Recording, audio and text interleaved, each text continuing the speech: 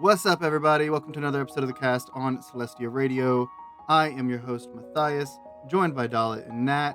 Your boy is tired. Y'all will be able to tell that as this episode goes on. But, how are my co-hosts doing? How you guys? Yeah, I'm going alright. I'm very excited. Yeah? I'm glad. Yeah. I need you guys to make up for the lack of energy I have to provide. That's Yeah, fair. My food coma from earlier today just wrecked me. Matthew, you've Yeah, chosen we're taking a the back correct seat. day. Actually, Bro, I yeah. got offered sushi, and I was like, oh, I haven't had sushi in a while. Correct. You don't turn Man. that down. Free sushi? Sushi is ridiculously expensive for what it is. So to get it for free, hell all yeah. you can eat sushi. Oh my Fuck goodness. yeah. I too Free, would be in a all you food can eat coma. sushi. There would have been so much shrimp, prawn Oh. and eel eaten. Oh, I had, Yum. had like 2 helpings of gyoza. yes. Then I had, what are they called? The little octopus balls. Takoyaki. takoyaki. Takoyaki. I had some of that. I had like 2 different rolls. I had some tuna. I had some salmon. I think I had some eel as well. Yeah, and then my nephew's son, like, he ordered him some like chicken tempura, but he was just done eating. And by the time that came out, from like stealing stuff from his parents and me, so I like split Karage, the yeah. chicken tempura with my nephew. God, you had a So, yeah, I was great just- I was- goddamn lunch. I'm so jealous. Nice.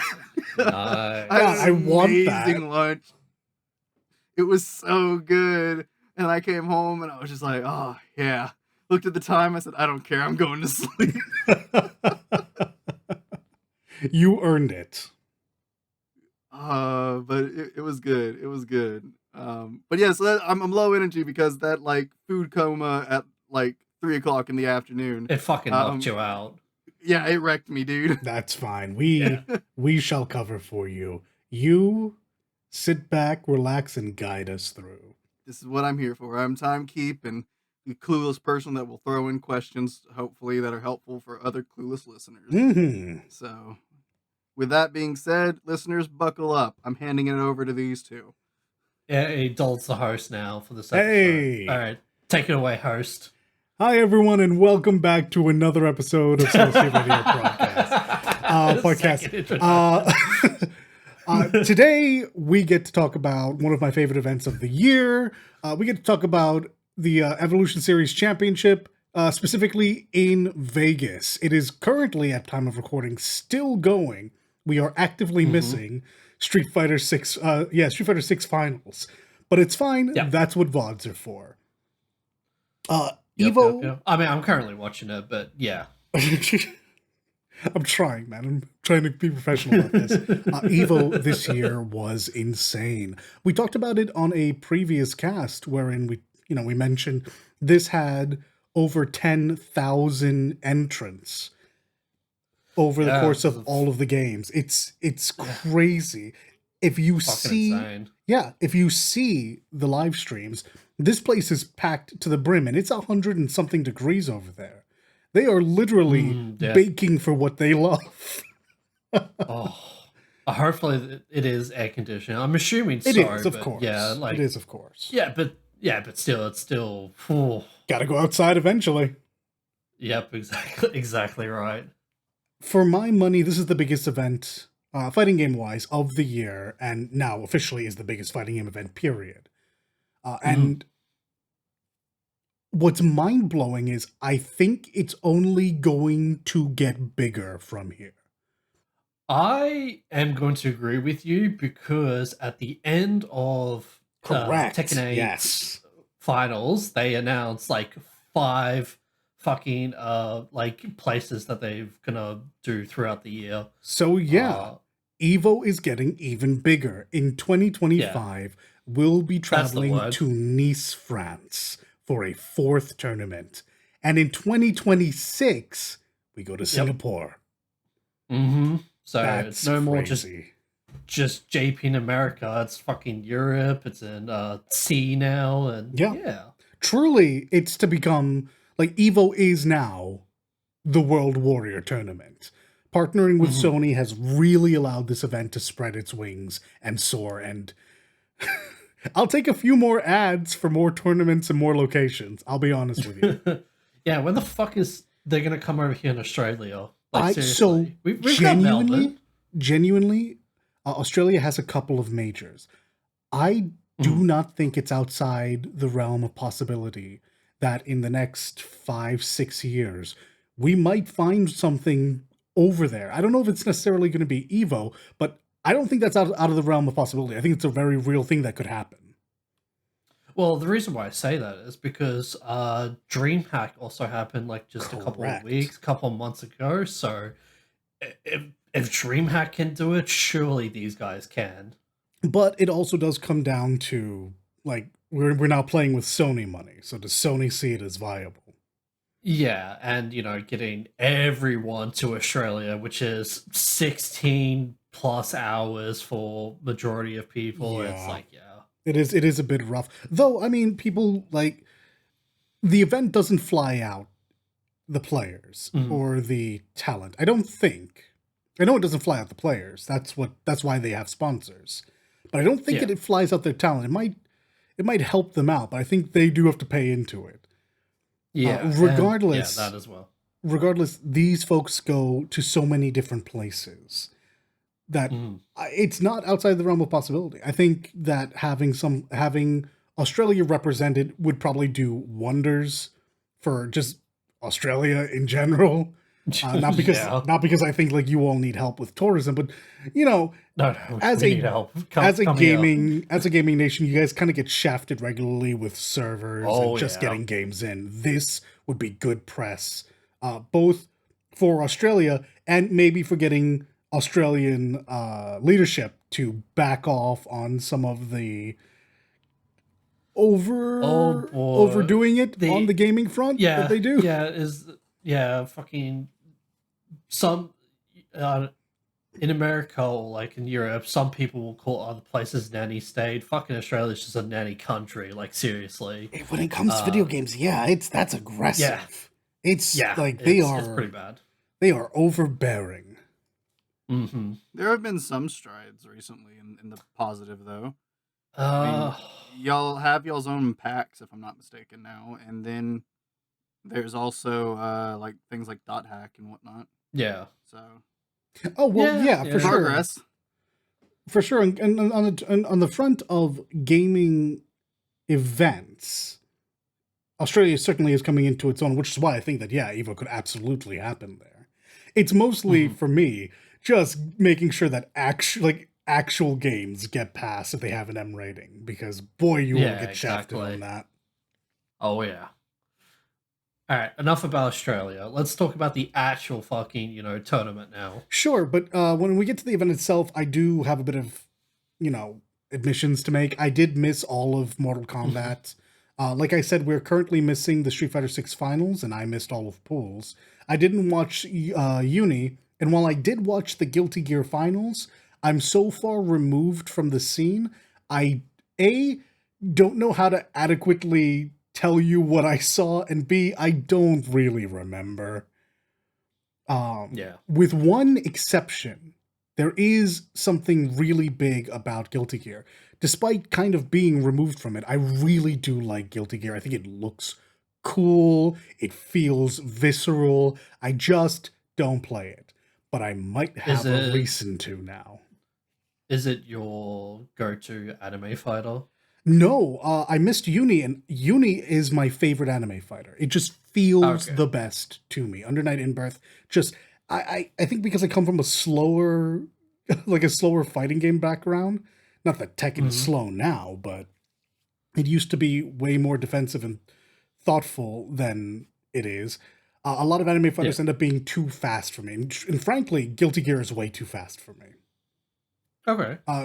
Uni, you can kind of slow down the tempo a bit. It's still an anime fighter. It's still fast. It's still air dashy, but I feel less overwhelmed playing it. Guilty Gear just looks really cool, and I am susceptible to that. I just am. And like they just announced Slayer. Sorry, they just added Slayer and decided they were going to announce the next season. A season I wasn't entirely sure was going to happen, but like I said, I'm so far removed that I'm sure plenty of people saw this coming. So, new season starts on the 22nd, featuring Dizzy. Dizzy's coming back. Hey, everyone's favorite waifu. Wait, like 22nd as in tomorrow? As in, unless I misunderstood, as in tomorrow. Damn. Wow.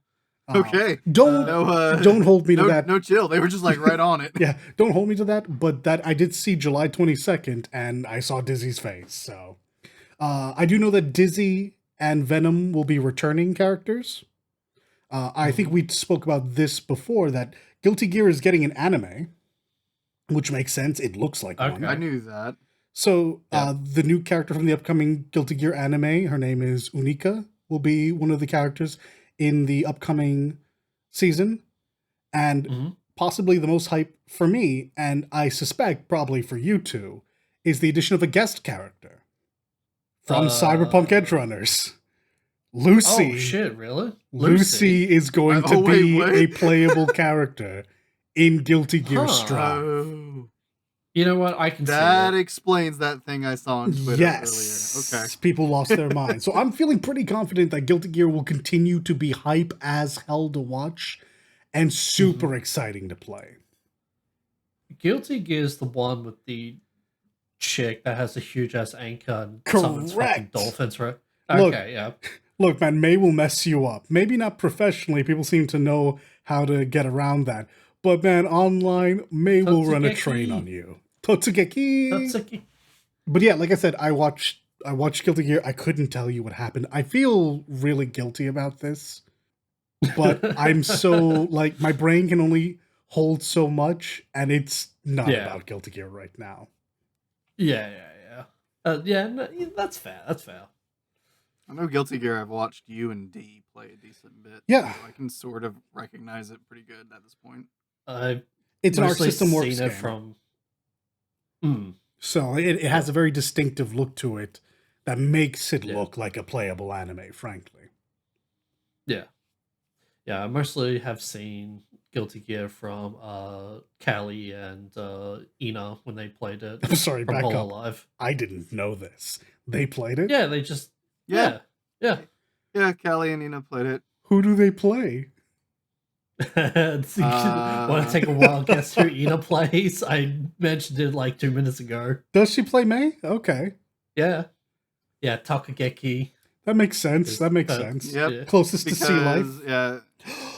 Does Callie play Testament?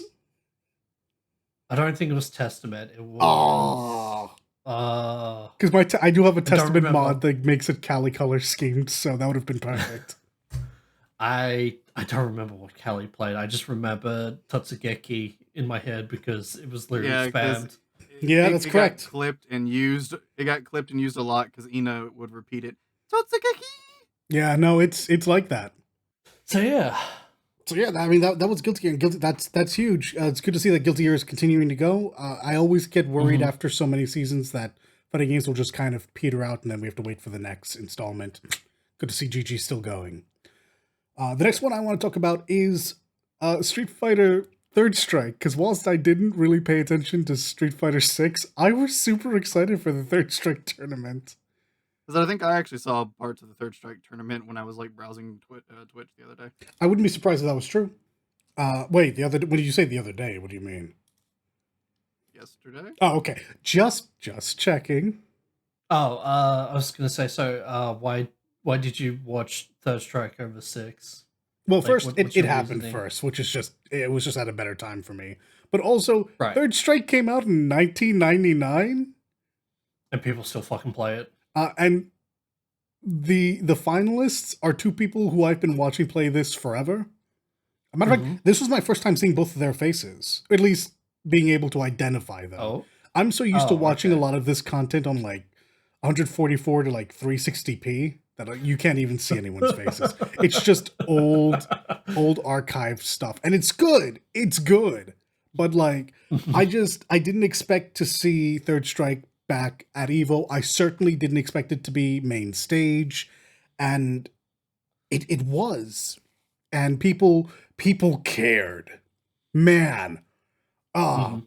I'm going to kind of skip just to the end on these because there's like two standouts I want to talk about. Right. If you've seen anything for Third Strike in the last couple days, it's probably Hayao. Dude is so entertaining. First of all, he plays Hugo, which is Chad as hell. Hugo's a big body that's going to get beaten up a lot and has to bully his way in to do an incredible amount of damage. But on top of that, Hayao is the most entertaining person in the bracket, bar none. And why is that? He just, like, physically, he's a clown. And I mean that in an endearing way. Like, Okay. what an entertainer he is. Both with his Hugo, like, he was doing some nutty stuff. And he himself just being incredibly charming and very flexible. Okay. If you've seen images of someone hitting the splits whilst playing, that's Hayao. What the fuck? In winners finals. I know this image. Yeah, it's popular. Or at least in top 6. I don't think it was winners finals. Honestly, he also might have had another Evo moment. I'm sure you've heard of it. Evo moment 37. Justin Wong's Chun-Li gets parried fully by Daigo Umehara's Ken and then eats a Shippujinrai. It is, when you think of Evo, you think of that moment. Yeah, absolutely. Hayao did something that was insane in his run. I'm going to explain it. It's going to mean nothing to you, but just know it is so hype. He was down to a pixel of health, a literal pixel of health. Jumped, double parried the Tatsu in the air, landed, got a knockdown, used Hugo's standing roundhouse, which is either Hugo's worst move or possibly the worst move in the game, to jump over Shippujinrai, Ken Super, and then immediately clip him with an EX running lariat. It's so hype! Oh my god! All right, bro, you're gonna have to show us a video. I know. I'm just saying words, but there is a good chance that this becomes like Evo moment 38. No one uses standing roundhouse. Hugo uses it. It's a bad move. I think I don't even know if it's worth using on hit, but it was just like one of those things. I've never the whole room got loud. So big shout outs to Hayao. I think he places third in his run, and everyone was cheering him on the whole time. Okay. It just sounds like that was just by like pixels dodging hitboxes. Also, I would be remiss if I didn't shout out MOV, a name that if you've ever watched anything Third Strike, Master of Vampires. He's absolutely one of the names I first think of when it comes to Third Strike. Typically, I think of him as a Chun-Li player. I don't know if that's like accurate, but it's what I think of. So seeing him rock up with Elena was wild in top 6. And furthermore, seeing him run healing was even more strange because that's super unsafe. And it also means that if healing goes off, you're fighting Elena with 2 health bars. Turns out Hugo can't punish that, so woof. Wait, really? No, he's too slow. If Elena knocks him down and runs away and heals, Hugo can't make up the distance. I thought he could. I thought it EX Lariat. But she's crouching, so it goes right over. Right, okay. It was a whole bunch of fun. MOV's been playing this game forever. So it's nice to see him take an Evo tournament, because I have no idea if he's ever won one of them. He's won plenty of tournaments. I just don't know if it's ever been an Evo. He didn't win with Elena, though. Eventually, it did come down to what you would expect. It was Chun-Li versus Yoon, And Chun-Li wins as the third strike gods intended. Well, so what? Is it just whoever plays Chun-Li in the finals just automatically win? Well, no. Honestly, third strike at the highest level, to me, comes down to Chun-Li versus Yoon. That's Right. always going to be the fight. There are other characters that get used. Hugo gets used, Ken gets used, and Urien gets used. And maybe you'll see a Makoto because she can literally kill you from full. But Right. at the end of the day, the two most used characters and the two most decorated characters from Third Strike are Yun and Chun-Li. And I think realistically, Chun-Li has the advantage. Okay. That may not be true. Whatever. One of them should have an advantage on paper, but this game's been being played for so long that it's a 5-5. It's like, it's a toss-up who wins. It's like, who's better on the day? It's not even who's the better player. You've been playing too long. Like, it's who's better that day. Right. Educate the clueless here. Going into these tournaments, are they like selecting a character and locked into it for the tournament? Or do they choose with each match? So, no to both. You were never locked in for one character for the whole tournament. During each game, which is like if it's a first to 3, you can select a character, and if you lose, you can change your character once. That's usually what you usually only ever see one change. I don't even think in a first to 5 you can switch it again. I think it's always you get one switch. That would explain T8 then. That's how that works. And it's how it works pretty much universally because it's a fighting game thing, not so much Street Fighter or a Tekken or a Guilty Gear. Yeah, it's not a specific game thing. Yeah. It's just one of the. It's like one of those things that we do as a community. Yeah, tournament rules. But it doesn't matter in Third Strike. Like I said, and honestly, to your point, like I said, MOV started his run in top 6 with Elena, and won the tournament on Chun-Li. So. Okay.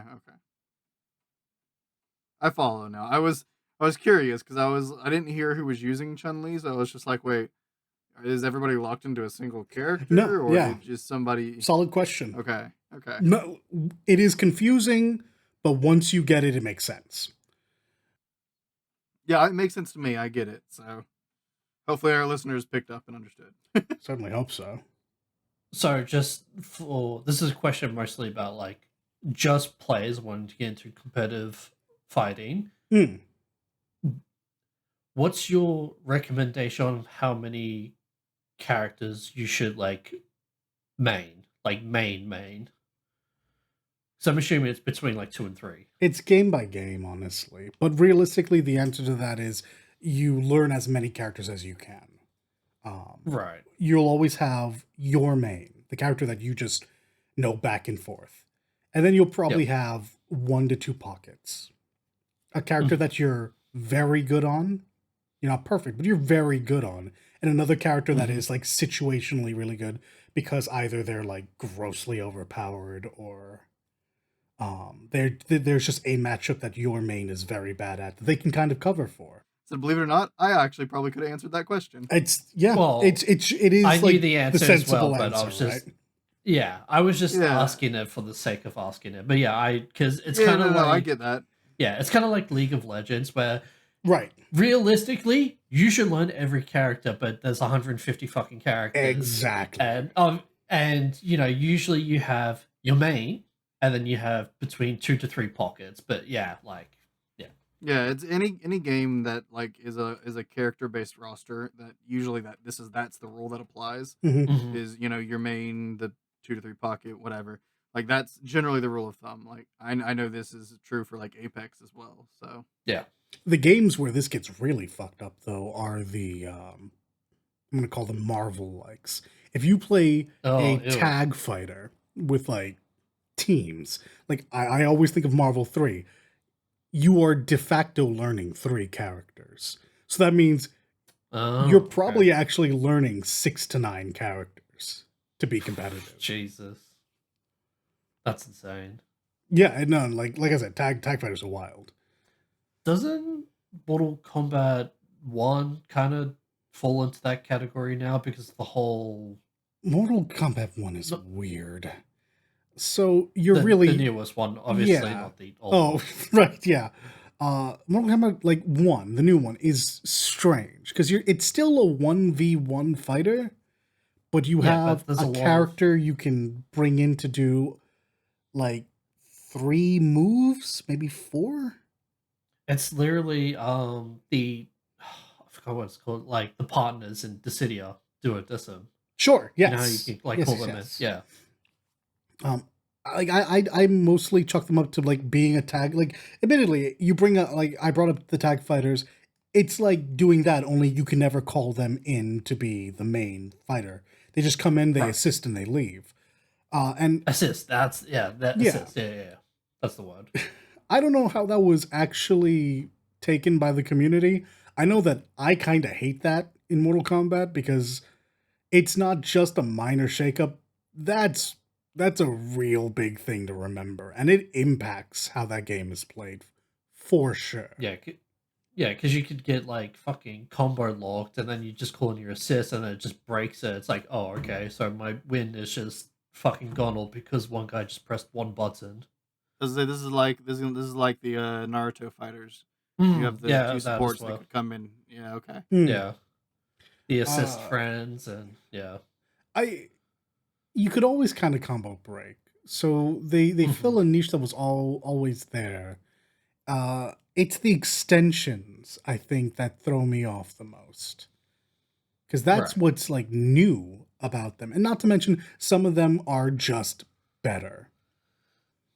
The Mhm. problem with all this is I don't play Mortal Kombat. I've never really played Mortal Kombat. That is a game I push buttons in. You mash. Yeah, Just like yes, just I'll learn a couple of things and I'm content just, doing my little strings, my little block strings, my little confirms and being done. I'm not labbing Mortal Kombat. yeah. Yeah. So So yeah, I mean, you are right. They do have the cameo system. I don't know to the extent to which that has been received, but it was a big shakeup for sure. Right. Yeah, because I've it's a little backstory for fighting games. I'm not a fighting game guy, but I have played both Tekken and Mortal Kombat back in the day when I was a Hmm. kid. Um, so to me, they're one-on-one fighters, and then they just started like, well, at least with Mortal Kombat, they started adding in assist characters and all that. I mean, Tekken So did I'm just like, too, but it does did that it? very infrequently for very specific games. Tekken Right. Tag. So you'll only have Oh, to worry about okay. that in Tag and Tag 2, and inevitably Tag 3 when that comes out. But those aren't considered They're mainline not mainline. games, No, they're correct? just there. They're Yeah. just there to cover a bit of time if like the player base needs a break from the mainline stuff and the devs Right. need some time to make the next big mainline game. Hmm. Because Okay. occasionally they want to shake it up, but they don't want to shake it up in a way that's permanent. Yeah. Yeah, because it would be really weird if Tekken 7 introduced the tag system and then, sorry, no, I'm thinking Street Fighter. If Tekken 9 introduces tag and then Tekken 10 gets rid of Right. it, it's like, okay, what's the fucking point of Just me so they have learning 9? a whole different spin-off series for it. Yeah. Also good, way more volatile. Mm. Back to Evo, I would like to talk about the King of Fighters 15 top 6. Really, I just kind of want to talk about the finals. Hmm. I don't play King of Fighters. King of Fighters is the fighting game that I do not play that I have the highest respect for. Why is that? I'm not good at it. It feels a bit jank. It's surprisingly complex. You have to get good at 3 characters, but it's not a tag fighter. It's a one-on-one Okay. 3 times. Wait, what? Wait, what? So Wait, King okay. of Fighters is it's a team fighter, but it's not a team fighter in the way that Marvel is. You have your Right. team of 3 versus their team of 3. So you can knock out their first guy, Then you have to knock out the second guy and knock out the third guy, and they can do the same for you. So these fights can go on for a while. Mm-hmm. It's a lot to learn, and when I first got interested in King of Fighters, which was King of Fighters 13, which I to this day think is the most beautiful fighting game that has been made. Mm-hmm. I was devastated when I saw King of Fighters 14. I thought it looked horrendous by comparison.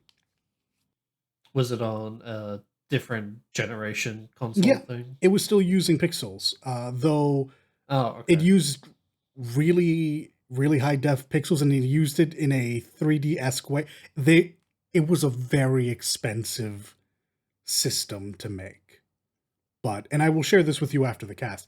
It's beautiful. Oh my goodness. Okay. But yeah, it's a series that I've never been good at, no matter what. And because I never gave 14 a try, I don't know if that would still be the case in the modern games. But I've always loved watching it, and I always make a point to catch the finals. Something to point out this time for King of Fighters, because this game didn't come out in 1999, we're getting an update to King of Fighters 15. Hey. It was announced that returning characters Vice and Mature are to be upcoming in the likely final season. After all, King of Fighters is now going to be replaced in the eyes of many by the upcoming City of the Wolves. So, seeing the Fatal Fury thing. The Fatal Fury thing. So it is nice to see that there will be a momentary overlap between the two games, and we won't, hopefully, see people just drop King of Fighters 15 the moment City of the Wolves comes out. Right. Also, I really like these two characters, despite being absolute garbage with them. It feels right them making the roster. Also, best version of their designs. Long slit skirts, way better than the pants. Fight me. You'll win. No, I agree. Long slit skirts are pretty top notch. It's also just their classic design, which I think is way better than when they modernized them. Mm-hmm. But yes, King of Fighters 15 Grand Finals were a run back from EVO Japan. ET versus Xiaohai. In their last encounter, ET would take it after an absolute classic, using Clark to put a crippling amount of pressure on Xiaohai. It would not be the same this time. Oh, he Geese, was bad. Benimaru, Isla. The team that took Xiaohai to second in their last encounter takes Xiaohai all the way this time to become your EVO 2024 King of Fighters 15 champion. Oh man, it was really cool. He uses 3 characters that I think are so cool. Like, I'm pretty sure everyone knows who Geese is by now because he's as popular, if not more popular, than Terry. Big, predictable energy. I'm gonna have to see a picture of him because I'm pretty sure I know who you're talking about, but I'm terrible with names. So I'll show you in a bit. Yeah. But yeah, he's just like this big, beefy man that has like all these big counters, which we didn't see a lot. I mean, this being professional play, this was like very methodical play, very lockdown. Benimaru is, I think he was the inspiration for, was it Polnareff from JoJo? Big, tall, skyscraper haircut? Yep. Yeah. Polnareff. That's the Benny design. Right, gotcha. And Benimaru has been strong in every version of KOF that I have watched. Like, something about that man's moveset is gross. Is it like broken, or is it offset of because he's a slow character? No, he's not a slow character. Dude is quick. Slow. Okay. No, Geese is big. Benimaru is like this little it's this little waif of a man who's just very, very fast and very, very thunderous. Right. I don't think Benimaru's broken, despite being strong. Every time I see him, I think it comes down to his moveset is just so solid that he is, like, if you're fundamentally good, he will always reward you for playing him. Oh, okay. And he's kind of meter dependent, but like he's played second a lot of time because he can use meter efficiently, but he doesn't need full stocks to absolutely toast your character. Right. And then you have Isla, who's a brand new character to this game. She just looks cool. I was kind of iffy on her at the beginning because she shares an aesthetic with another character from this game whom I do not like. Okay. But she grew on me. She's a little punk. She's got floating hands, lots of movement. She's just really cool. It's just all it comes down to. I like when she animates. That's what it is, man. Yes, same. Like, look, man, she does cool shit. I am susceptible to seeing cool shit done. Okay, yeah. Understandable. But like I said, Geese, Benimaru, Isla, they took Xiaohai all the way this time. It was really cool seeing the consistency of ET and Xiaohai. Like I said, just a few months ago, back in Evo Japan, this was that fight again, and ET won.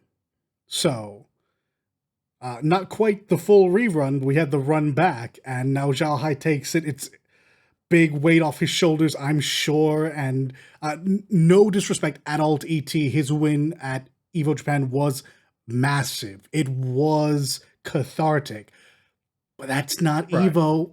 That's not OG Evo. That's not Evo Vegas. I feel like this is big. Also, Xiaohai's been a god of this game forever, so always great to see someone who's put the time in take it. Yeah, so he locked in for this Evo, essentially, right? Yeah, I'd say he absolutely did. Though, I mean, to be fair, he felt locked in during Evo Japan. Like I said, the difference in teams for ET is what did it. He went to Clark a few months ago, and for whatever reason, it just seemed to shake Xiaohai. It seems like he couldn't figure out that character fast enough. Because, I mean, being a full character ahead is, I mean, that's a big deal. So yeah, absolutely. Yeah, Clark was just manhandling his Geese.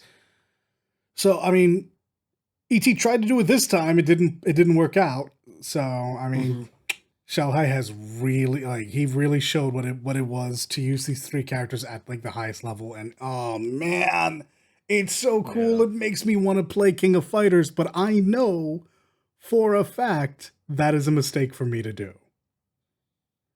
Yeah, bro, you already have Tekken 8. True. Though you can't have other fighting games. That's not how that works. Oh, really? I can play as many games as I want. I can just be trashing all of them. Oh, okay, well then. Yeah. I mean, to be fair, I think Punk won 3 different tournaments one year, so that was interesting. And by 3 different tournaments, I mean 3 different games. So right. I don't think it was that at Evo though. There is an exception. If they were to throw rollback into King of Fighters 13 and put that up for sale, I would buy it in a heartbeat. I'm so incredibly biased against that game. It wasn't the first time I saw KOF, but it was the first time that it made me watch. I think I was watching a Leona and do I don't know, I think it were HD loops, and then she Neo-maxed. Oh, I'm just saying words, but it was so cool. Big fan of that. Big fan of that. Just watching this, they're just saying words. It's I somewhat understand what they're saying, but yeah. Oh, I just get so excited. Fun little fact: my first introduction to King of Fighters was actually through the CCG UFS. So that was where I first interacted with that, and I was like, "Oh, this is cool." My brother is like, "Yeah, that's another fighting game," and I'm like, "Wait, oh." I was unaware there was a CCG. There's a CCG called UFS. It's Universal Fighting System or something, and it's a card game that's basically, it just takes every fighting game more or less and throws them together into a card game that you can play. That sounds sick. Street Fighter. It's got Soul Calibur. It's got I think it has Mortal Kombat as well. It's got King of Fighters. It's got some fun ones in there too, like Mega Man and stuff. So yeah, it's a cool card game. It you have a hard time finding it like in like most like trading card or collectible stores or whatever. Like unless you're in like the specific regions where it's really popular. Sure. I know my particular area. It didn't take off here, so it's not easy to find around. Oh, so it's not a digital card I, game. It's an actual physical card yeah, collection. it's an actual physical card Oh, game. okay, shit. Yeah. I have a couple. I played Talum from Soul Calibur. that was the main. We respect Tom in this house. Little cute Pinay priestess. Yeah, it's an actual card game. My brothers used to work at a card shop when they were in high school, so they Nice. got in they got into Magic when it first came out. Mm-hmm. Yeah. Because of this, and they got to try a bunch of other card games as they were coming out and whatnot, and both of them really liked this one. So when they introduced me to Magic and stuff, they introduced me to this as well, and I learned to play it with them. But because it was so hard to find cards for it, we just never really got around to playing it. And then all of the cards, like we kept all of our cards together more or less, and there was an accident, and they all got destroyed essentially. So Oh, that's rough, buddy. yeah, but that's where I learned about King of Fighters. So because I was like, oh, this is like the unique stuff for this game, right? And my brother's like, no, it's an actual fighting game, and I'm like, oh, I've never heard of it. And then that's when I found out about it, and I'm like, oh, cool. No, Anime fighters. Fun little tangent there for you. No, for sure. No, King of Fighters is it's cool, but I can see someone thinking, yeah, this feels like these are all OCs. Please do not steal. Wait, is King of Fighters anime fighter? Or am I crazy?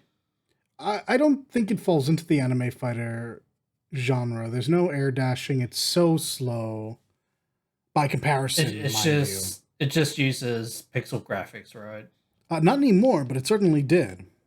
Oh, okay. That's probably why I'm getting it confused with Yeah. anime fighters. Yeah, I was about to say, I don't think it does anymore. It is kind of Right. hard when you say like anime fighter because like they're all anime characters. Tekken characters are fucking anime characters at this point. Come on. Yeah. But Yeah. so like when you say that, it really comes down to like, do you mean Air Dasher or do you mean a more grounded game, which Air is Dash, like Yeah. Guilty Gear. Is Just what I so. would consider anime. Yeah.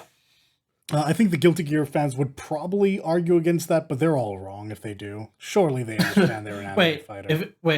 If air dashing equals anime fighter, then surely Super Smash Brothers, Brawl, and all that, and Ultimate, and all that, are considered anime fighters, right? Smash is Smash. Smash is Smash. Okay. That's a pot of worms we're not opening. Okay. Dollet, in Yeah, your what's up? infinite wisdom on fighting games, I don't know about Infinite. do you consider Smash a fighting game or a party game? I really respect God. Smash competitors. I really respect Smash competitors. I fucking love Smash as a Alex trying to game. decide if he wants to be stoned on the internet. But There is fighting in Smash. It is very technical, so yeah, it's a fighting game. but It's a party game. oh, not okay. He's lost it. Yep. All right.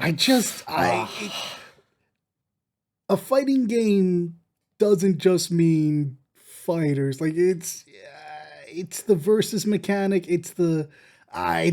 There's an intangible there that makes Smash distinct. I also don't love just calling it a party game. Like Smash is Smash. Like I'm not joking when I say that. Right. Like I do think Brawler. I do think it's a fighting game. I just think it's its own type of fighting game to the point that it has clones, right? Right. So Like Brawl Valor with Brawlhalla, exactly. Like it has Brawlhalla. Sorry. like yeah. it has clones. So it is a fighting game. Like joking aside for a moment, like it is a fighting game. It is not the same fighting game that I talk about. Would you call it a Mugen? No. No. Mugen is I think they are called brawlers. Like I think that is the term for it. maybe. Are they? I'm just thinking of like how the FGC considers it. like the inside Right. community, like, because briefly the Smash community was brought in, and then it was like, yeah, but y'all don't really mix because you are different. It's the same thing like with the Naruto games, like with the arena fighters, where like, yeah, Right. you are a fighting game. We will acknowledge that. But You're not what we are, and you're not what Smash is. So you are also your own thing. So that's why you get the arena fighter tag. Because it's already really difficult to lump Guilty Gear and Tekken together, or Soul Calibur together. Now you have to add so much more levels of shenanigans with like, is Marvel a traditional fighter? Marvel is an air dasher. Like Marvel is an anime game with no anime characters, or a couple of anime characters. But breaking the genre into subgenres is dangerous, and it starts a lot of fights. But hey yo, at the end of the day, I thought fighting players would be used to that. Look, a lot of fighting game players shouldn't actually try to throw hands. It would be bad for them. That's all I'm saying. A lot of wet noodle punches and all that. Yeah. Look, a lot of people would just win themselves. Some other people, yeah, just I don't think your hit would connect like all that. Just first to 5 me in a money match. Just keep to that. That's all I'm saying. Yeah. That's all I'm saying. It's all love at the end of the day. Whether you're an arena fighter, whether you're Smash, whether you're Tekken, Soul Calibur, Street Fighter, Guilty Gear, whether you're dashing in the air or getting blown up for jumping. It's all love at the end of the day. And that is my political answer. Political ads on fucking fighting games. Yo, man, that's fair. It's dangerous. People come at you for things on the internet. Well, I think people need to chill the fuck out. True. It's as you said. It's like it's a fighting game. Yeah, technically the different leagues and different genres and all that. But if you really just want to just boil it down, it is just a fighting game. Look, but, yeah. I'll put this in perspective. During the Street Fighter 4 era, before fighting games really blew up to be mainstream, people really thought Street Fighter players were built differently from other fighting game players. Like, Street Fighter 4 was just head and shoulders so much more difficult, so much more technical, so much more this, that, and the other than any other fighting game. And it literally only came down to the fact that Capcom was the only one really backing their game monetarily. The tournaments were only really for Street Fighter. Yeah, I remember hearing that. Yeah, it was ridiculous then. It would be ridiculous to say now. Even at the time, there were games that were way more complex or had a more robust community. But they didn't have any money behind the tournaments. So there was no tournament scene, and the tournament scene that was there wasn't as fierce. What I will give Street Fighter 4 at the time was it might have built a legitimate grouping of some of the best players in the world. Not the best players, but some of them, just because of how often they were competing at a very high level. It did, however, breed an ego that I didn't understand then, and man, looking back at it now, makes them all look like man, ooh, Snake Eyes and Justin Wong, man. You two in particular, I have nothing but love. But y'all look like clowns in that goddamn advert.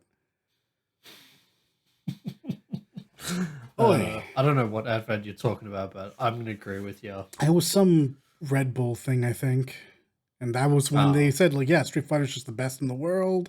No other fighting game group comes close. We're the best. Right. Easy. Beat anyone else in the world at any games. Jokes. Well, you're definitely right about the ego thing. Yeah. Oh, it was gross. It was gross. Yeah.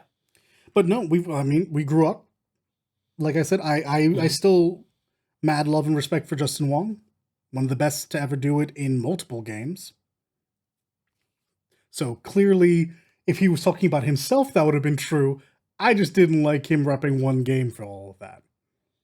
Right. And now we have the biggest EVO tournament ever with the strongest players in all of these games fighting each other. So I love it. I'm so happy we're here now and not where we were. Question for you Answer. before we officially get back into the actual like Evo content. Hmm. Do you think this is going to be the biggest Evo competition for a couple of years?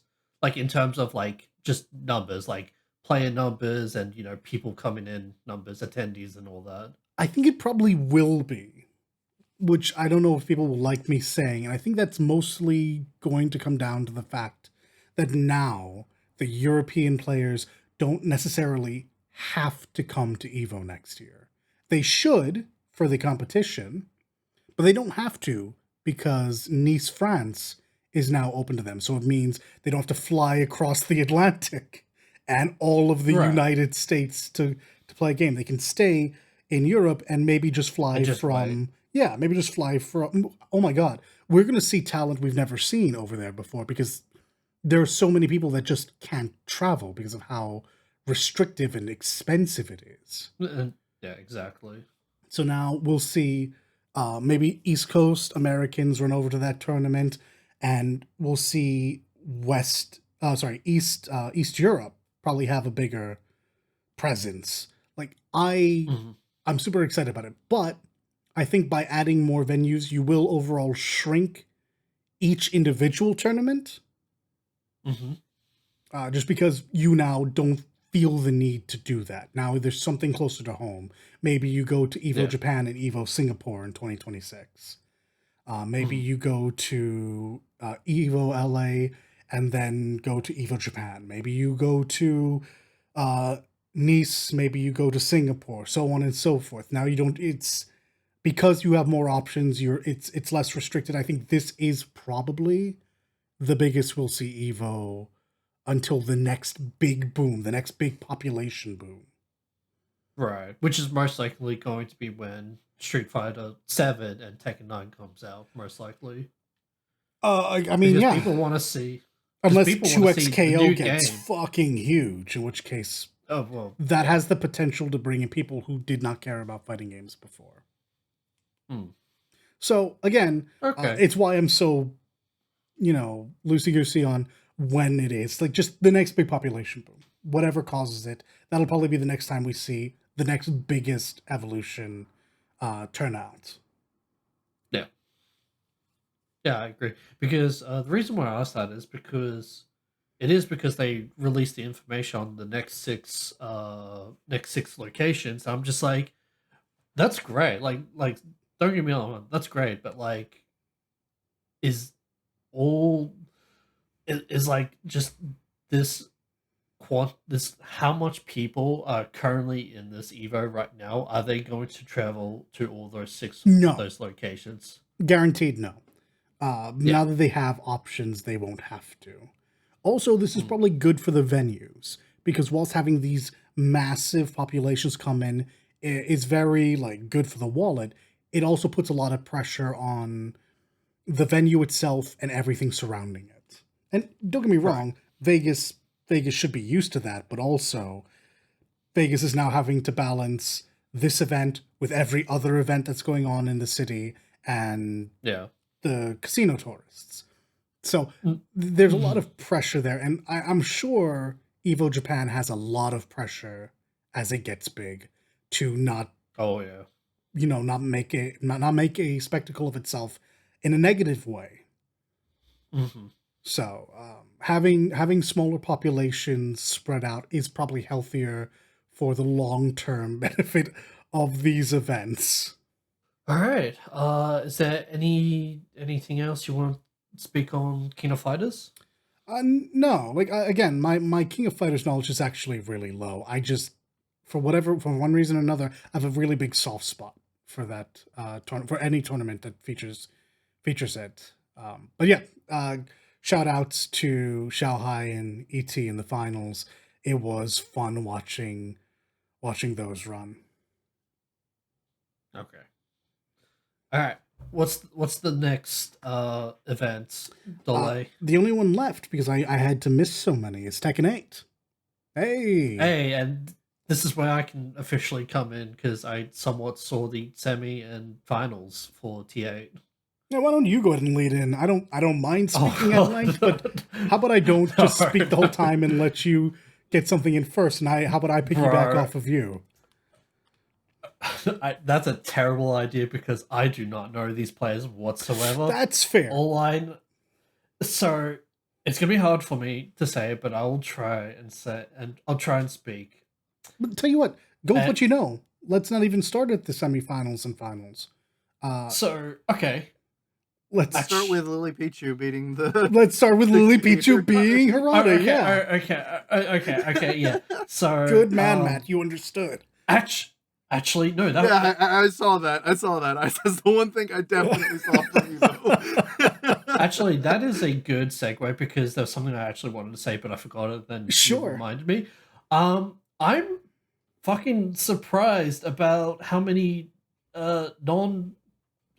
streamers that aren't known for fighting games play these fucking games.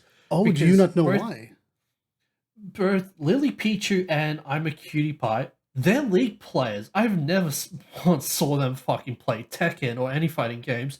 Turns out these guys fucking do tournaments and shit. I'm just this is a recent development. Okay. I'm happy you said this. I see. I take it as like normal that everyone knows this. No, Tekken 8 came out, and it obviously with its aggression and its less defense, more offense approach, was designed to appeal to a new group of people. And Sajam realized this and said, "Hey, wait. Hey, Bandai Namco, do you mind if I put on a tournament specifically for non-Tekken players?" Oh, wasn't Sam Gem the guy, the announcer guy? Because that seems familiar to me. Yeah, Sajam is the color commentator for Street Fighter this tournament. So. Oh, okay. Yeah, yep. Not to be confused with Brian F. Not to be confused with all these other people. No, Sajam's great. Sajam had the Sajam Slam 1 and 2, of which, as you put it out, I'm a Cutie Pie. Yes, I'm a Cutie Pie. And Lily Pichu took place in. And Lily Pichu took to this game like a fish to water. I don't care what anyone says. Like, I recognize the fight versus Harada was sloppy. Like, they're just two online players. But, yo, Lily tweets about Tekken, and when she tweets about Tekken, she sounds like a Tekken player. I loved Lily before this. I thought she was really funny. But I've never really known what her like gaming acumen actually was. I always just assumed the shtick was she was pretty. Well, yeah, but I always thought, like, I just assumed, a bit wrong, I'm gonna guess, that she was a really pretty girl who was very funny and was a good game player in general. I have no idea how good she is at League. I don't even know if she was very good when I saw her playing Legends of Runeterra. I think it was her. Maybe it was someone else. But she's always seemed like, yeah, she is good enough to play a game and entertain an audience. So, fantastic. Yo! No bias because she plays the character that I currently play. Yo, Lily is sick! Let's go! She puts in the work. Nina? Lily plays... Oh, sorry. Goddammit. Lily plays as Lily. Oh, Lily. And she got a lot of coaching from FDX, who is now actually sponsored by Offline TV. Oh, of course. Yeah. He wasn't at the time, but Toast did pick him up. Or I guess it's not Offline TV. I think it's Disguised Toast's organization. But yeah, no, he was the coach for Lily's group, and Lily took to it. And she's the only one that I know that really stuck with it. And now she's out here fighting Harada. The creator of fucking Tekken. Yeah, so now, director. Sorry. So now you have a lot of people who otherwise probably wouldn't have played or wouldn't have played for any amount of time getting recognized for their ability to play Tekken to various degrees. Because let's be real here, no one really thought Harada was very good at Tekken. But he plays his own game. Yeah. So cool. it ended up being a surprisingly fair game between him and Lily. Well, that's good. I know it caught me by surprise. Like, I follow Lily on Twitter and on Twitch and YouTube and all that, and I've never seen her make comments or anything about Tekken 8. Yeah, so exactly. It caught me off guard. She's got a full rant that if you blocked out Lily, this is just normal fighting game Twitter. This is specifically very, very Tekken 8 Twitter. Yeah. I'm like, oh my god, she's one of us.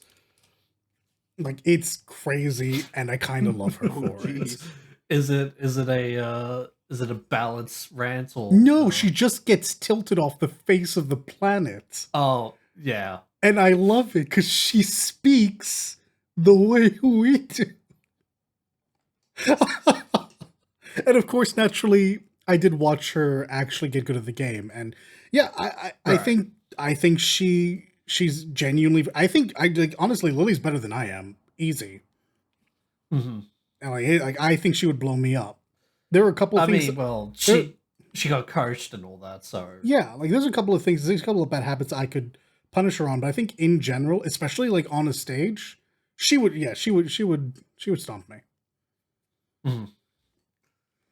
You just gotta be in the zone, Dolit.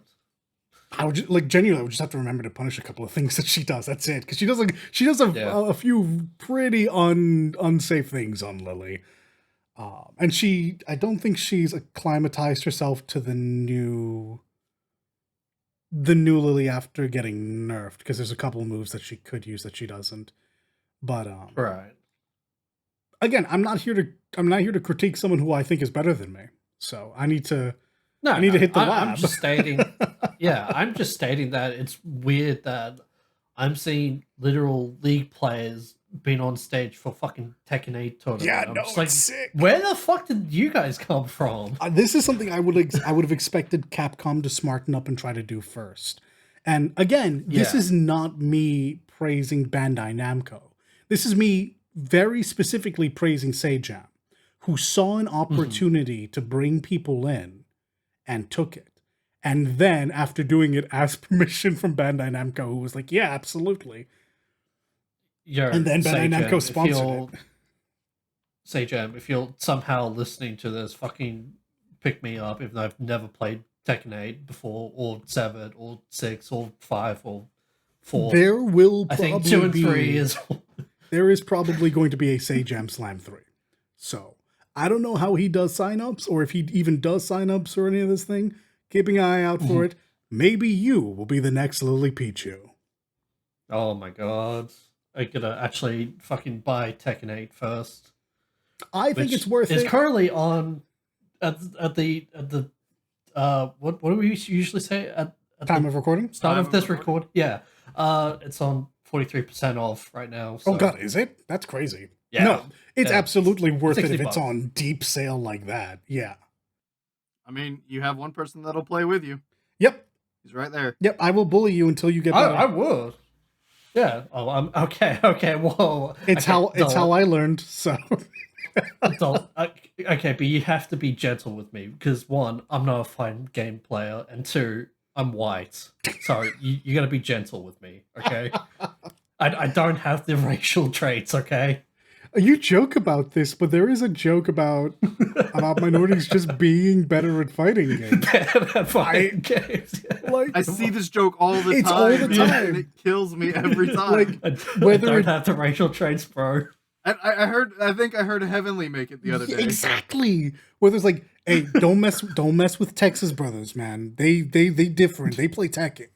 I'm like, is this just a thing? Black people are better at. Yes. Specifically Tekken? Yes. Specifically Tekken. And then I looked up a video and someone like honestly took a look at this concept and we're like, well, if you think about it, minorities tend to not be high on the class scheme and therefore bring in a lot less money. So you got to play a game that you can play forever with your siblings. And that's how you get fighting games. I was like, all right, hey, hold on for a second. I come from a pretty poor background on an island, and I played a lot of fighting games with my neighbor. God, is that why? Is this just a thing that happens? Am I a statistic? You know Sadly, what's you his are. name? Is it Stephen the guy that does all the like Asian stereotype like videos? Somebody took the one that he has where it's all Asians are good at math. Yeah. Yeah. Yeah. Somebody took that format and did black people that play Tekken. God damn. Like they took it like one for one and just it was like, yeah, you can play Tekken, and he's like, wait, no, I've never played it. And he's like, bro, you're black. Just here, hands him a controller, and he whoops somebody. Like, oh crap, I can play Tekken. I guess it's just like just in our veins. Hey yo, Harada, put Bruce back in. What you doing? Let's go. So yeah, fair enough. But to be completely honest, I will. Yeah, if you pick it up for whatever reason you ping me, I'll play. I won't play Lily. Yeah, I'm down. Yeah, I just need to get it first. But yeah, I'm fucking down to get my ass handed to me. I will also learn a new character. I probably need to anyway. I'm down to watch Nat get his ass handed to him. It's fine. It's fine. There's ways to learn that make it a lot easier than just seeing the move list of Tekken and getting scared off, which is a problem. The to be move fair. List. Yeah, I will say this horrendous. outright. Like, it's not just Tekken, but yeah. Well, this is the advantage that Street Fighter will always have over Tekken. In Street Fighter, your characters have like 10 moves max, and that's probably too many moves for some people. In Tekken, there's like 100 moves, and people go like, fuck that, I don't got the time to learn this. When in reality, you've got to learn like 10 moves. You got to learn like, you have to learn like a 10, 12, and 15 frame like move to counter hit someone, and then just the rest of your combo. And that's it. Right. Like, you can optimize later on and actually learn your whole moveset. That's cool. You just there's just a couple things you need to learn for specific situations, and then the rest of your combo, which will never change. You can do the same combo every time. Yeah. Especially watching Tekken semifinals and finals, it kind of does, like, even I like notice it just comes down to the one or two combos that you do, and then everything else is like, you learn your launcher, you learn your filler, and you learn your ender, and you learn maybe two versions of that in case you're like against the wall or not, and you're good. Like Tekken does seem unapproachable, but I promise you now, it's really not. Tekken is probably the easiest game to get in and literally just hit buttons and see results, especially in Tekken 8. Yeah. So speaking of being tilted, even though that was a comment 5 minutes ago, I want to slightly not focus on the Evo content, but how we're watching it, and that's through Twitch. Sure. Well, at least for me, I'm watching it through Twitch. I was as well. Yeah. Now, I don't know what the in-event community, like the people that's currently in the events, thinks, but Twitch chat does not like seeing fucking Dragunov and hates seeing Dragunov mirror matches. Okay. Why is that, Dollars? So Dragunov's a really strong character. I kind of figured that with the amount of literal Dragunov abuse that I've seen. Can you believe that he's been nerfed like twice? And that no shot, he's one of those characters. And that the last time he was nerfed, people legitimately thought they cut his legs off. And now he's up here almost winning Evo. Yeah, no. I was mentioning this back in King of Fighters, where I said like Benimaru is always strong. He's always strong. Right. I don't know if I just don't understand something, but his moveset is just so rock solid that you can nerf all of the numbers. He's still strong. This is a case of Dragunov. First of all, he does too much fucking damage. Like they seem reticent. He really does. They seem reticent to do this, but just nerf the numbers, man. But backing up for a moment, his moveset is just really, really good. He's got a fantastic wall running move that can keep you locked down. He's got his overhead like axe handle, super plus. He's got decent high low. He's got a good grab game. His wall damage is so fucking disgusting. Yep. He is the strongest character in the game.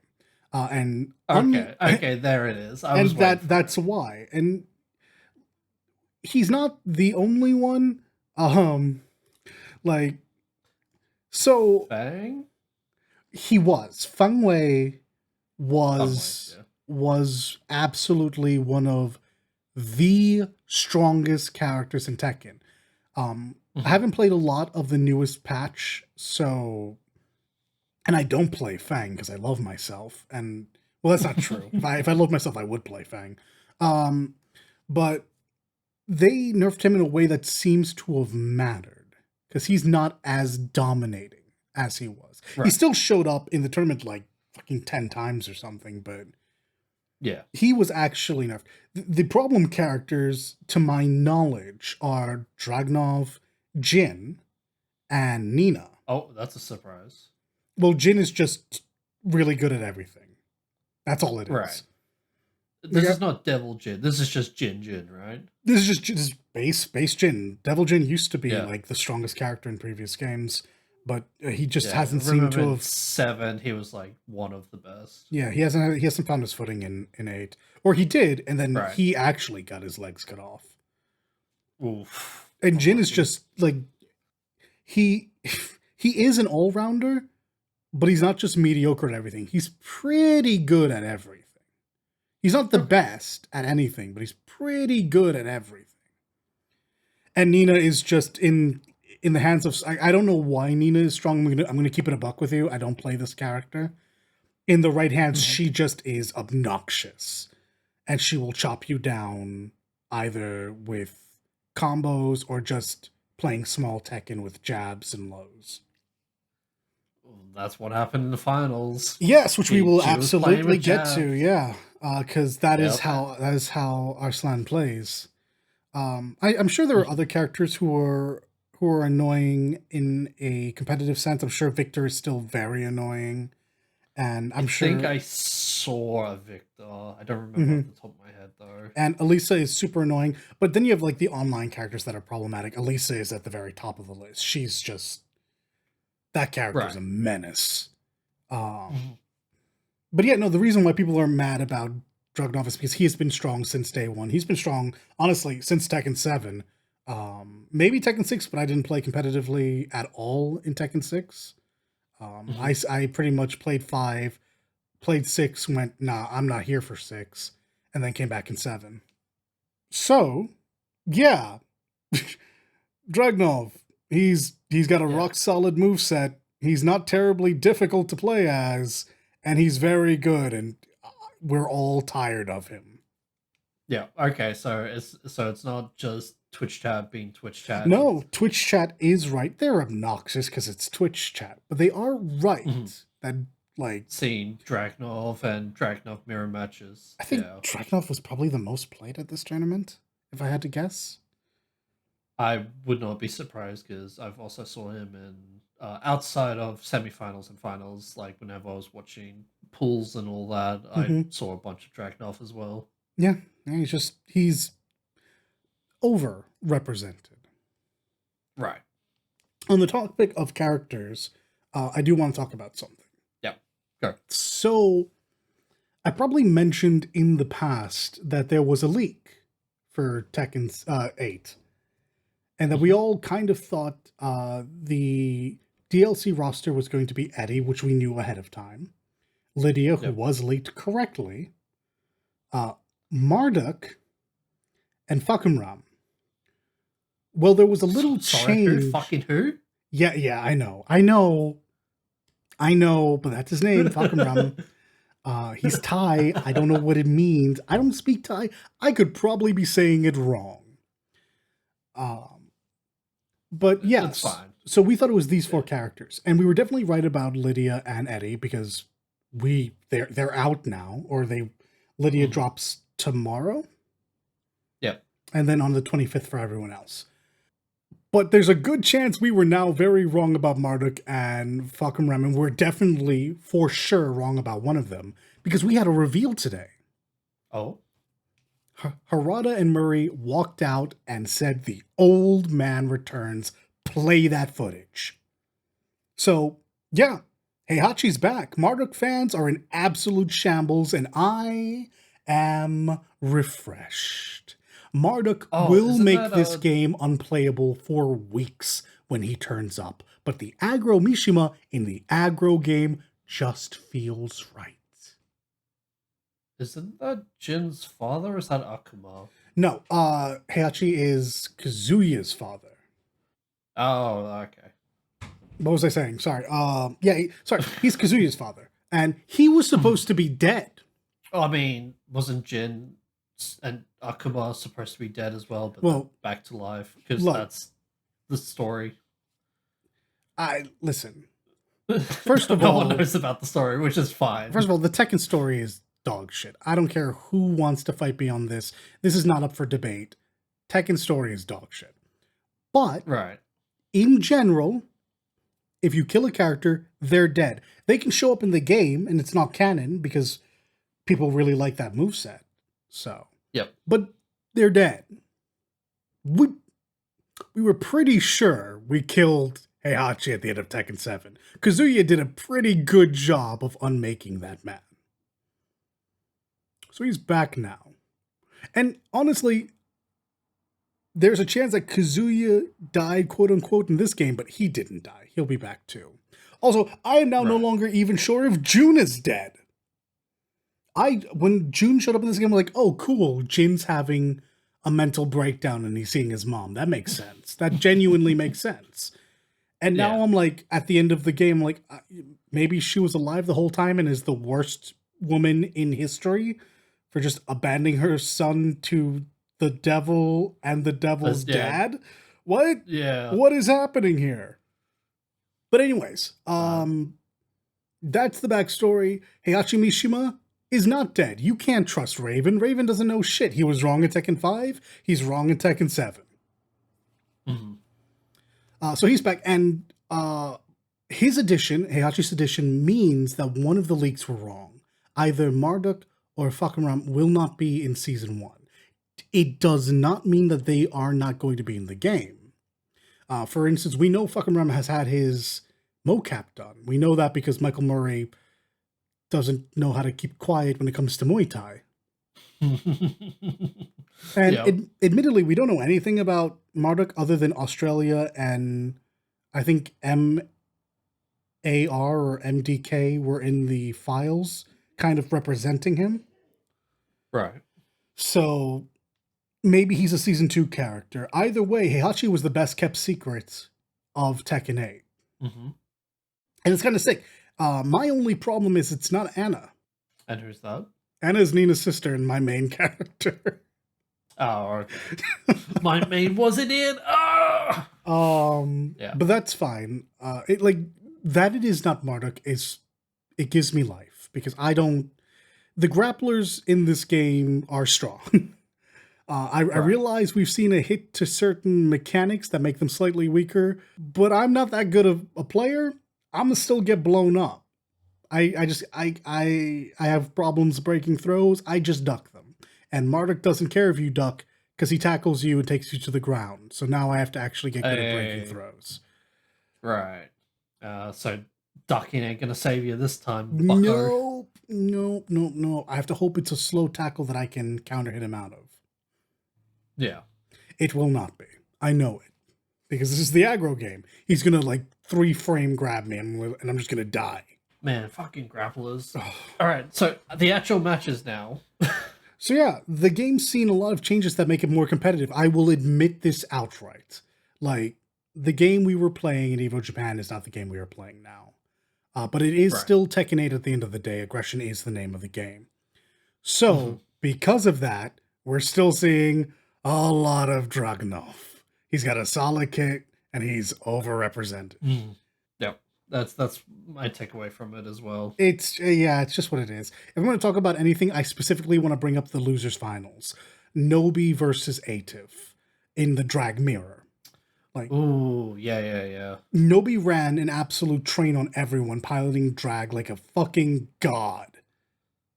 And yet, 9 rounds straight, he was put in his place by Atif, who decided he was going to be the villain of Evo. It was mwah. Yeah, this Pakistan guy was just aggressive as all shit compared to like everyone else. It's like it was fucking insane.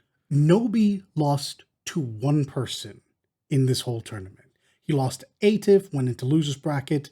Atif lost to, I believe, Arslan, went to losers bracket, and then Nobi lost to him again. Yeah.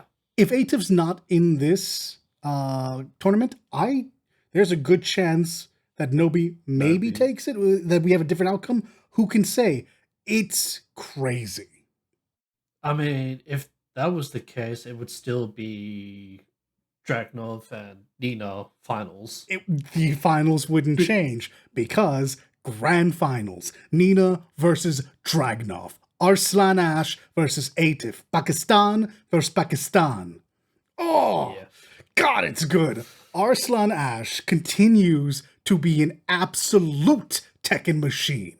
He can play the combo game, but he excels at small Tekken. I don't know what happens with the losers bracket guy. I don't know the names. I'm sorry. Atif. But the losers bracket Atif, yeah. So I wasn't joking when I said that Atif was an aggressive guy in these games, right? But for some fucking reason, it must have been the nerves, but as soon as he was in the finals, he just like lost his mojo. So there's a couple of things to take into consideration here, because you're making the logical connection, right? He goes from being hyper aggressive and then he plays passive in the finals, yeah. So that seems like nerves got to him. But these two people know each other. I would assume so, because they're both Pakistani. Yeah, like Arslan and Atif, they know each other. So what's actually happening there is, I'm sure it is a little bit of nerves. I mean, the fact of the matter is, Arslan is a 4-time Evo champion. Yeah, he's got 4 chips. 5 now. So I can see why nerves might play there. What really is going on is Atif knows that if he rushes in and tries to dumpster fight Arslan, he's going to die. So he knows he has to play. Okay. At this point, it's no longer actually Nina versus Dragunov. When you know another person in a fighting game, exactly, it's Arslan versus Atif. Right. So he knows that this was his best way of generating any momentum, and absolutely his best way of getting a win. Because, I mean, like I was saying, Arslan doesn't play like everyone else. Arslan plays small. Arslan wants to play Tekken 7 so bad. people know this. People understand like that. Like, despite him winning now, that is where he is the best. He's a very defensive player. Like I said, he can play the combo game, but he excels at small Tekken. You can block, but you won't block everything. And Arslan will pounce on your inevitable weakness. Right. And he was struggling with Tekken during the early months. He wasn't enjoying himself. He wasn't finding success. And then he gave up.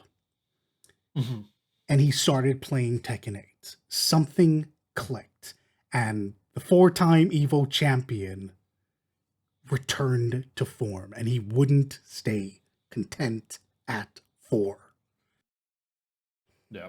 The momentum... He's got 5 chips now. 5 Chipotle chips. That's crazy. The momentum of 9 straight against Nobi. The swap to Feng Wei. The ability to speed up and slow down his game plan. It didn't matter. And Atif, monstrous as he was, could not overcome the best Tekken player in the world.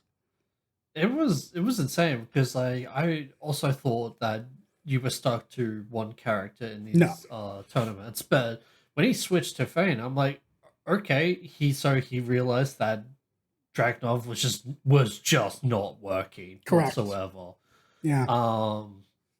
Like, it wasn't even a matter of like playstyle. Like, it just in terms of characters, it just was not working. Well, I mean, at this But point, you're like, playing the most played character, or at least the most played competitive character, against someone who plays in all of the plays the fucking tournaments. game. So Yes, exactly. the problem is he switched So to another character that's like that. So right, but like when he switched to Fane, it was like he won once or twice, and then he it took looked 2 rounds. uphill. Yeah, yeah, it took 2 rounds. It looked uphill. It looked uphill to him, and like again, I think he just like he didn't fall back on nerves, but like again, something switched in him, and he was playing passive, and he was just getting punished with all those small jabs because that's what fucking Nina was Yeah. doing. It was just small jabs, and just when she got into position for those fucking wall combos. Oh man, yeah, like I mean, yeah, you're not wrong. it also didn't help that I forgot his name. The losers bracket guy, Atif? Ativ. Yes. Atif, yeah. He I we all saw them. He dropped a couple combos where it mattered, and Yeah, that's he the got one thing I punished for it. might chalk up to nerves. Everything else, Yeah, everything else is just Arslan being Arslan. Um, the comeback isn't surprising, even with like the shift to Feng Wei giving him some amount of momentum, because now you have to yeah, mentally shift away from playing against Stroganoff to playing against Feng, which are both yeah, very high tier exactly. characters, but Feng has Feng has a lot of answers to many questions. Oh yeah, he does. So it did take Arslan a couple rounds, but like his previous round, Arslan is very good at being placed on the back foot, not panicking, Hmm. and playing small Tekken until he makes you open up. And Yeah, when he sees you panicking, he will lay it on thick. yeah, And he just will yeah, overwhelm yeah, you yeah. eventually. So maybe it was a case of the veteran just being cool under pressure. Maybe it was a case of Atif just like kind of falling apart at the end. I genuinely do Mhm. just think, and this is going to sound mean, but it's the way it is. Arslan was just the better player. I would have to agree because yeah, like Arslan was he was not panicking Dude whatsoever. is Like not cool as a once. cucumber. Even with the character switch and he lost a couple rounds, he was not panicking whatsoever. It was actually insane. Yeah, and again, they play against each other, so it's not like Arslan can hide all of this tech from him. Atif knows what's Hmm. coming the same as Arslan knows what's coming. So it's just a case Yeah, of exactly. reactions and just seeing and well reacting. Yeah. But yeah, it came down to literally one hit between Mhm. fucking a what was it a reset or the fucking win Yeah, at four. yeah. I mean, this is the winner's I advantage, right? And people might Mhm. say like this is why Arslan is cool as a cucumber, but Regardless, he would get more matches yeah, to Arslan was beat. at worst always going to get another set, or sorry, yeah, Hmm. another set before he had to lose. But Yeah. I mean, realistically, this is just how he plays. So yeah, it came down to final match of the losers bracket run, and he couldn't reset. Arslan was just too strong, too Yep. composed. It was so fucking close as well. It was so It close. really was. There were a Like couple of actually scrambles just there. yeah, like but it was like actually one hit. I think just like one jab, I think was like the amount of HP they both had. It Oh was god, fucking yeah. insane. What did it? I think it ended with Nina's sliding. Okay. Yeah, I think It I was think it was her wasn't it? slide that took it. But yeah, like these were not won on like big combos into rage art. No, these were won No. on like last bit of health bar. Who gets the down forward one? Who gets the jab? Hmm. Who gets the Yep. low? It's so good. Yeah. It was insane. One other thing I was surprised. I think it was also in the finals. I don't know the terminology, Mhm. but it was, if you remember, it was Nina's burst attack, and then it was Dragunov's burst attack right afterwards, but Nina connected, and it like I was surprised it didn't like counter or like I was surprised that Dragunov didn't like counter and get the burst attack off So off yeah, on this is Nina. the weird mechanics of Tekken 7. You have armored attacks, which lose to lows, and I guess some heat bursts. And then you have heat bursts, which, I Heat mean, burst, I think that's what it was I've called. heard people say they lose to lows. I don't think that's true. I think you just block those and have to take it still. Right.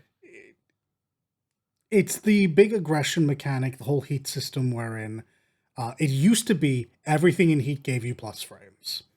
The activation Yeah. puts you plus, the burst puts you plus, the dash out definitely still leaves you a plus. The whole thing is advantage is the aggressor, Mhm. or to the aggressor goes the advantage, anyways. Um, there are some weird things that happen though. We did see Nina try to engage heat, and I think she got blown up by Dragunov's heat burst, which that was the sound of I think glass that's what it was. breaking and just gets slammed into the wall. It's because armor Right. loses to the actual ability. However, there are times where Okay. if you burst at the same time, you just hit each other out. If you rage at the same time, you hit each other out. Well, that's what I thought was gonna happen. Like, because I thought like they would cancel each other out, but like no, apparently one connected. I'm just like, oh, that's Case by interesting. case, and yeah, there is kind of rock paper scissors, but honestly, it's mostly just who pressed the button first. Odds are they're going to win. It's Oh, okay. So it's not the last person who presses the no, button. it's an ugly system that is.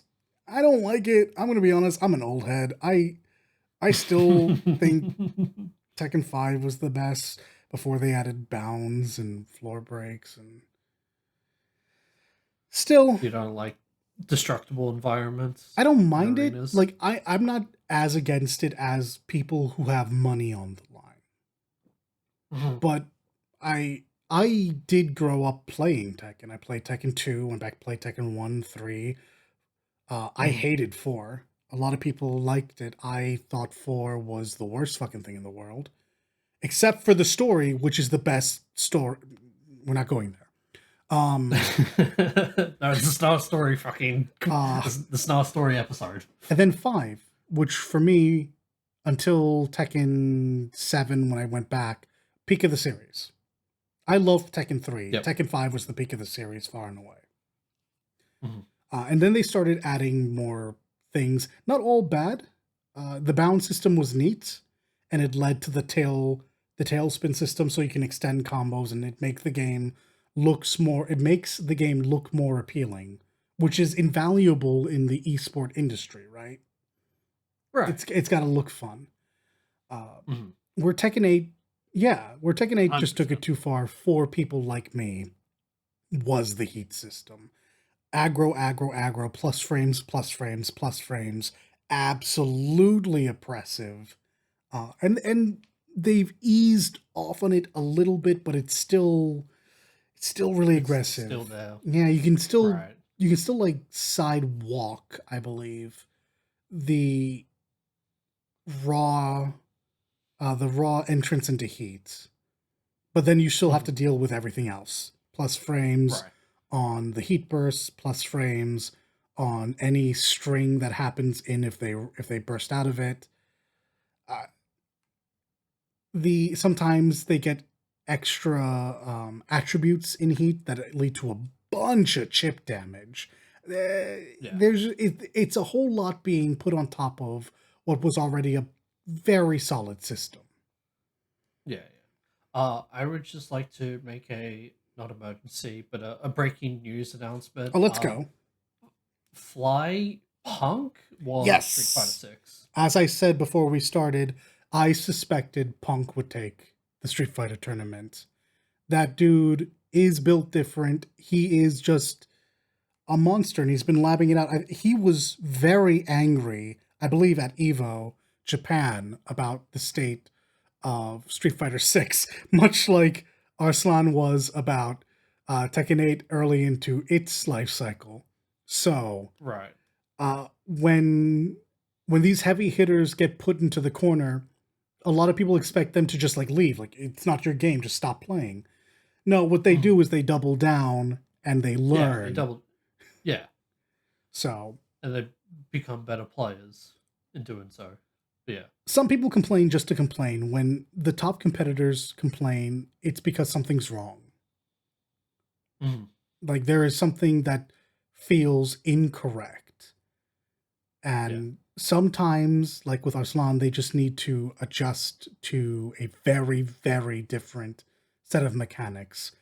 And for Punk, it was probably just he needed to play more. Because he was getting, he felt he was getting cheated out by systems in the game that allowed you to, for lack of a better term, not play the game. There's a term called neutral skip, which essentially just means you can unga bunga your way in and just not have to worry about anything. In Street Fighter, you can. I genuinely wish I remember. I think it's called a drive rush. Everything stops for just a second and your character flies across the screen. So, okay, you can imagine that might take some getting used to. Mm-hmm.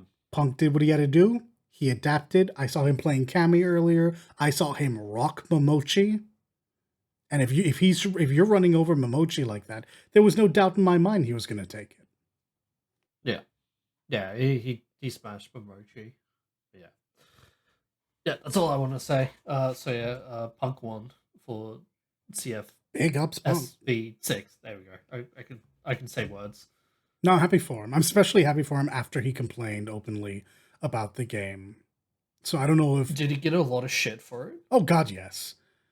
But the thing is, again, I haven't dealt with Street Fighter 6. I haven't enjoyed Street Fighter since 4. I picked up 5. I hated every second of it. With the exception of when they brought back Seth. There was something about that character I really dug. But I still didn't like the game. Street Fighter 6, I played the open beta and thought it was neat, but I still didn't feel like I was enjoying the game. So I never picked it up. So I'm not sure if by making those open complaints, because I'm sure he wasn't the only one. I'm sure by making those open complaints... He just had the loudest voice. Exactly. So I'm wondering if there were patches that saw to some of these issues, like there were in Tekken 8, or if he did just nose to the grindstone like the absolute psychopath that he is. Yo, Punk is manufactured distinctly. That dude is different. Yeah, he's a fucking machine. He was great in Street Fighter 5 too. I'm sorry to slightly, not exactly tangent, but slightly curved away from Tekken. So going back into Tekken, is there anything else you want to say about semifinals or the finals? Not really. I mean, that was some good ass Tekken. Yeah, it was. Even I enjoyed it. Yes, especially someone who, again, I only played 2 or 3, and that's the last time I've played it back when I was like 8 years old. It checks out.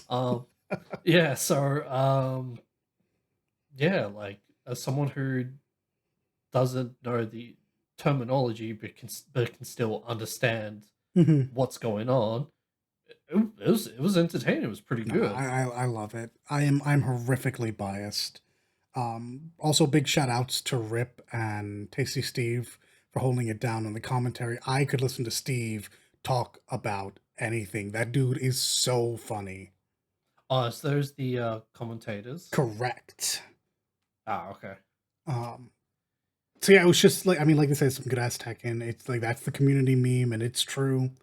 And now we just sit and we wait for Lydia to come out, shake up the meta for a bit, and then see how the changes come in. There's still a lot about Tekken that... nerfs. Yeah, there's still a lot about Tekken that needs to be looked at. Yep. And patches will be coming in.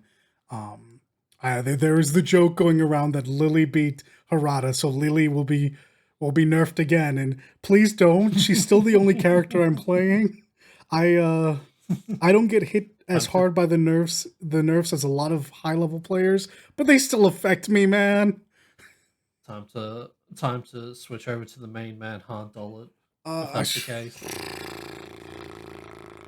Whenever they add Ana. Other than that, I don't know. Maybe I'll learn Nina. Maybe I'll learn. I hear Asuka's pretty good. I know she's stupid easy to learn. So maybe I'll go back to Brian.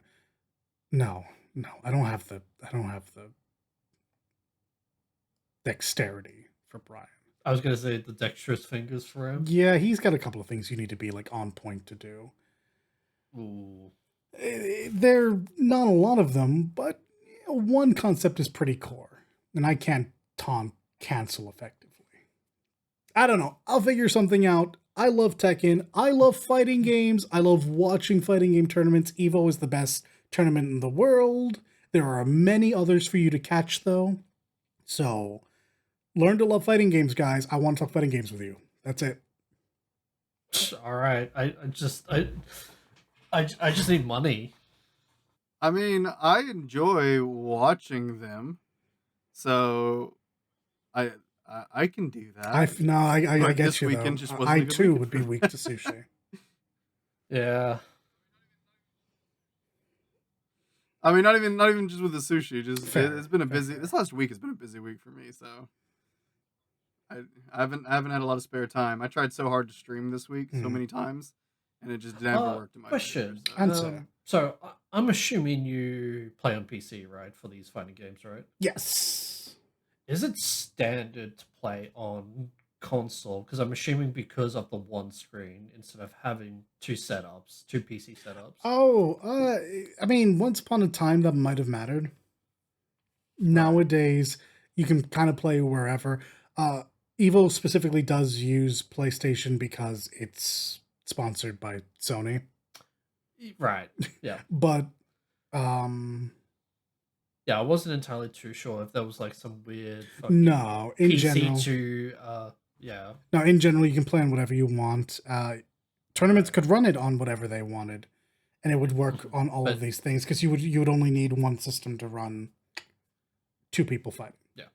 So. Yeah. But it's definitely, it's absolutely 100% what you said. It's sponsored by Sony. Obviously, you're gonna whip out the fucking PS5 for everything. Yeah, we were worried at first when Sony stepped in. We're like, oh man, having a company that's so invested feels like it could be detrimental, and there could be biases. And no, it's been pretty good. It does mean you do play on a PlayStation 5 at the event, but that seems to be the only major difference right now. So, hopefully the last and quick question for you, Dolan. In terms of actually playing fighting games, what is your recommendations for it? Like in terms of equipment. Play on what you have. The upside to many fighting games right now is that there's crossplay. It's been a big movement, and it's worked out. Like, please don't use Wi-Fi. That's all I'm going to ask. If you're going to play a fighting game, even if you think your Wi-Fi is for whatever reason better than your Ethernet, plug it in anyway. Because it's not so much about like how many bars you have. It's about the steady stream of packets back and forth. Because if anything gets lost in the transfer, there's suddenly lag. And sometimes you won't notice it on your side. So definitely play on whatever you want. If you are a ride or die Microsoft guy and you only play on Xbox, pick up whatever fighting game looks cool to you on Xbox. Just, Ethernet in. That's it. That's all I recommend. Don't if you're new, don't invest. Nope. If you're new, do not invest in fight sticks. If you're new, and why is that? So here's the thing that no one seems to realize. I personally find it easier to fight on a controller anyway, But the reason why a lot of professional players play on a fight stick is actually just because they used to play in arcades. And it's why we're seeing that's it. It's just comfort. Like I learned this game at an arcade. A fight stick is just there to mimic how I learned the game, so I don't have to make any adjustments. Right. There's been a move towards hitboxes now, leverless controllers. Mm-hmm. I haven't messed around with them, but I do see the logic there, because your D-pad is essentially just 4 buttons now, and right.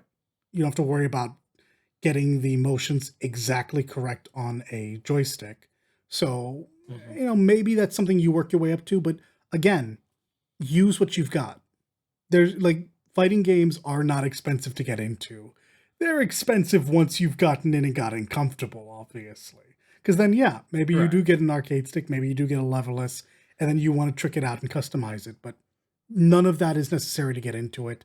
All that's necessary to get into a fighting game, buying a fighting game you like, and putting a bit of time into it every so often. Okay. So, just once you start playing a fighting game, don't just go straight into a fight stick. Yeah, no, there's no reason to. They're expensive. They're expensive. Yeah, they are. I play, like, again, they are. I play on specifically a PS5 controller because I like the weight and feel of a PS5 controller. But before that, I was playing on PS4, and this goes all the way back to when I first played a fighting game. I played Tekken 2 on the PS1. I played on that controller, so it's just how it is. Okay. It's all about comfort, man, because it's one less thing on the mental stack. Yeah, because I was also kind of thinking about it. It's like, should I get myself a fight stick? And it's definitely one of those cases in a hypothetical scenario that I really got into Tekken 8 and then most likely into Tekken 9 to the point of competitive, ranked, all that shit.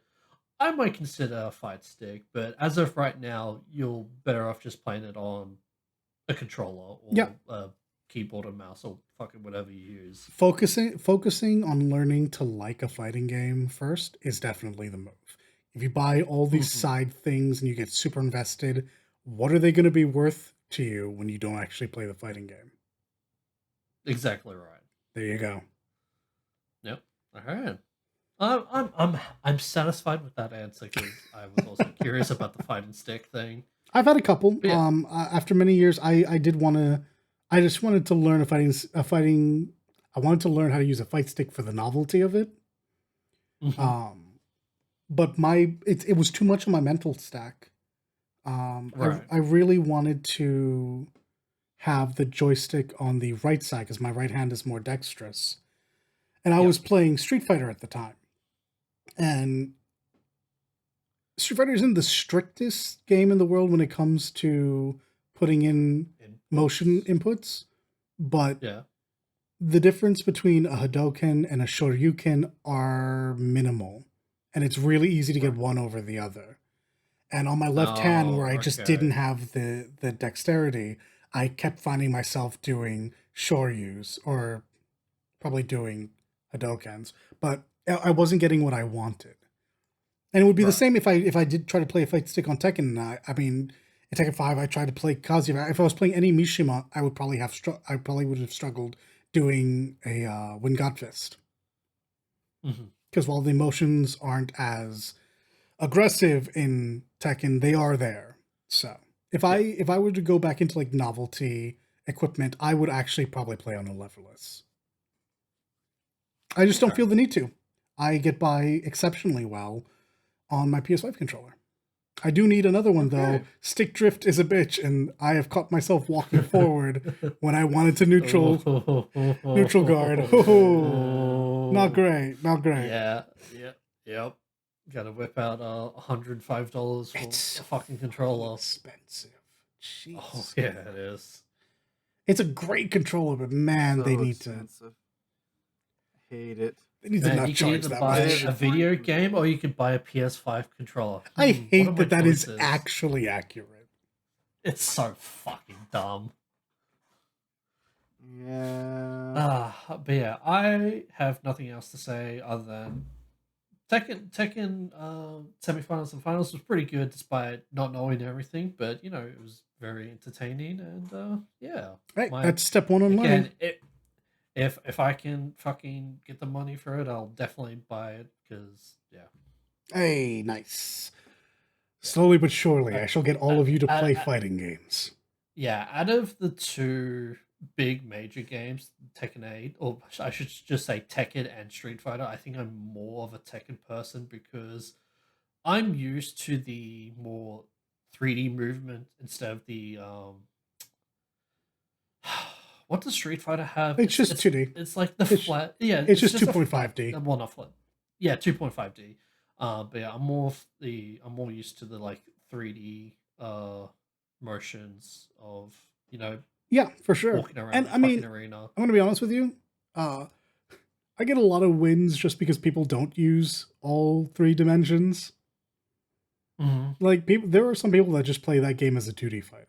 So, which is weird to me because like fucking sidestepping, bro, man, sidestepping can save you. Sure. Weird. Absolutely. But it is something, again, I think a lot of the people that were fighting, it's because I was doing it early on and I was working my way up to where I would eventually plateau. Right. Fighting games is about learning a concept at a time.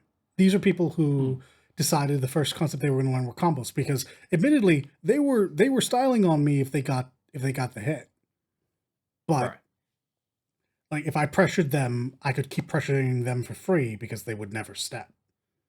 Yeah. So it's about what do you learn and how do you learn it. And there's nothing wrong with learning combos first. Eventually, they will wonder why they're losing, and eventually, they will learn to step.